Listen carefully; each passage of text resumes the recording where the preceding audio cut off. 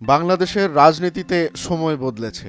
একসময় যে দলটি নিষিদ্ধ ছিল, এখন তারাই নির্বাচনের আলোচনার কেন্দ্রবিন্দুতে।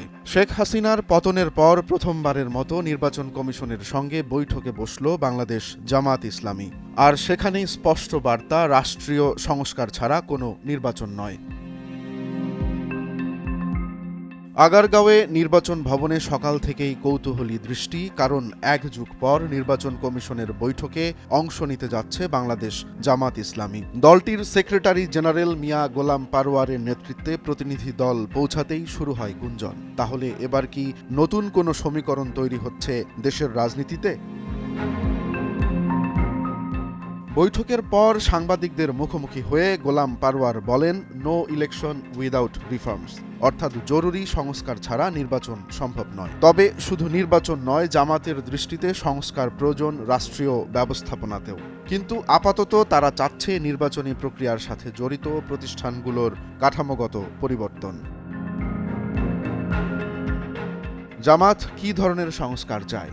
দলটির দাবি, নির্বাচন কমিশনকে কার্যকর ও নিরপেক্ষ হতে হবে, প্রশাসনকে সকল রাজনৈতিক প্রভাব মুক্ত করতে হবে, ভোট কেন্দ্রগুলোতে সেনাবাহিনী মোতায়েন থাকতে হবে। এমনকি তারা এটাও বলেছে, স্থানীয় সরকার নির্বাচনের পর জাতীয় নির্বাচনের আয়োজন করতে হবে। অনেকেই বলছেন, জামাতের এই অবস্থান কি শুধু নির্বাচনকে কেন্দ্র করেই, নাকি এর পেছনে রয়েছে কোনো কৌশল? এমনিতে গত 15 বছর ধরে রাজনৈতিকভাবে কোণঠাসা করে রাখা হয়েছে জামাতকে। এবার তাদের এমন প্রকাশ্যে সক্রিয় হওয়াকে ইতিবাচক হিসেবেই দেখছেন সাধারণ মানুষ। রাজনৈতিক বিশ্লেষকদের মতে, জামাত এখন রাজনৈতিক নতুন মেরুকরণে সক্রিয় থেকে গুরুত্বপূর্ণ ভূমিকা পালন করতে চায়।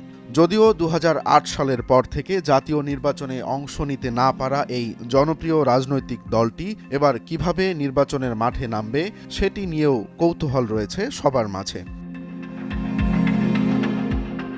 বৈঠকের আরেকটি গুরুত্বপূর্ণ দিক হল, শেখ হাসিনার পতনের পর নির্বাচন কমিশনের সঙ্গে এটি জামাতের সরাসরি কোনো আলোচনা।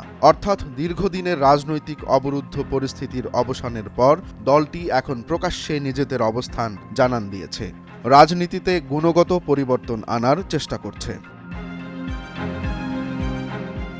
তবে নির্বাচন কমিশন এই বিষয়ে কি বলছে? সূত্র বলছে, ইসি নিরপেক্ষভাবে সব রাজনৈতিক দলের সঙ্গে সমান আচরণ করবে। এজন্য প্রয়োজন অনুযায়ী সব রকম আলোচনা চালিয়ে যাচ্ছে। বাংলাদেশের রাজনীতি এখন নতুন এক সন্ধিক্ষণে। শেখ হাসিনা পরবর্তী যুগে জামাত এবার ফিরেছে মূলধারার রাজনীতিতে। কিভাবে তারা রাজনীতির উন্নয়নে গুণগত পরিবর্তন রাখবে সেটি এখন দেখার বিষয়। সংস্কার ছাড়া নির্বাচন নয়, জামাতের এমন অবস্থানে তাই আশার আলো দেখছেন অনেকেই। রোমান্স তালুকদার, নয়া দিগন্ত।